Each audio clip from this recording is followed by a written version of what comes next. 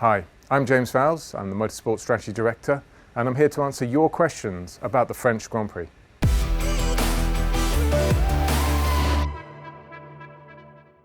One of the questions that came in was how big an influence wind is on a modern Formula One car, and the answer is it's huge. For the drivers, it's very unpredictable as to what the behaviour of the car will be. If we take the example of qualifying 2 and qualifying 3, we saw gusts of up to 40 kilometres an hour on track. And what's more, the direction was changing second by second, and that's what makes it difficult. As you approach one corner, say at around 300 kilometres an hour, and turn the car in, depending on how strong the wind is, really changes the downforce of the car, and it could do one of two things: potentially make the car very, very loose at the apex and cause you to spin out. Or the second is actually the car generates more downforce, and all of a sudden you have more speed than you anticipated. The facts are, it makes it very difficult. What's more, the way we design these cars with the aerodynamics is they're designed for not having huge amounts of turbulent airflow. And when you have wind like that, it does make the situation rather difficult for the aerodynamicists. And as a result, you don't always necessarily have a car tuned to those windy conditions. We've had a few questions come in around Lewis's stop lap and why specifically we chose that lap to come in. The race was a medium hard one-stop race, as it was really for most leaders. That specific lap of the race, we had back marker traffic coming up ahead, and also Vettel had moved out of our pit stop window behind, so it was the perfect opportunity to come in. What's more, the hard was immediately faster on exit, around about 4/10 or so in terms of total race time, it was the optimum point. If you look at the race planner, what you can see here is Lewis's stint's going absolutely fine, but you can see that he is just clearing Vettel on exit. So in other words, this was the perfect point from that perspective. Had we continued, we would have hit Giovinazzi, would have lost around about a second, and indeed, we would have potentially lost that gap to Vettel, having to extend that stint 4 or 5 laps more. It's all about tuning how much time you're going to lose in traffic relative to what's happening behind you, and that lap there was the only lap that really worked out as the optimum. Some of you may have seen the blistering that appeared on our hard tyres on the second stint of the race.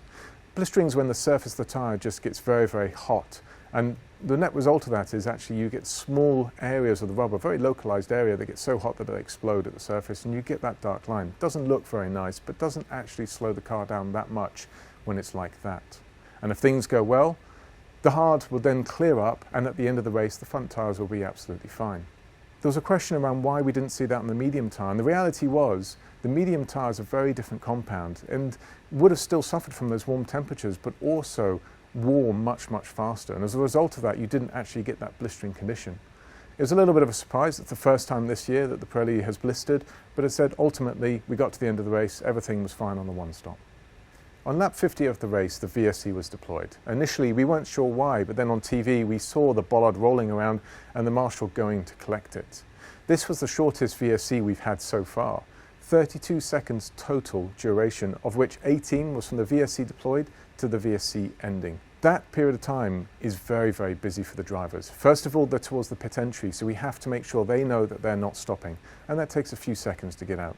Next, we have to put the PU into a number of different modes to make sure that it's safe to operate under a VSC and ready to go at the restart. From the VSC ending message, it was 14 seconds. Again, a very short period of time.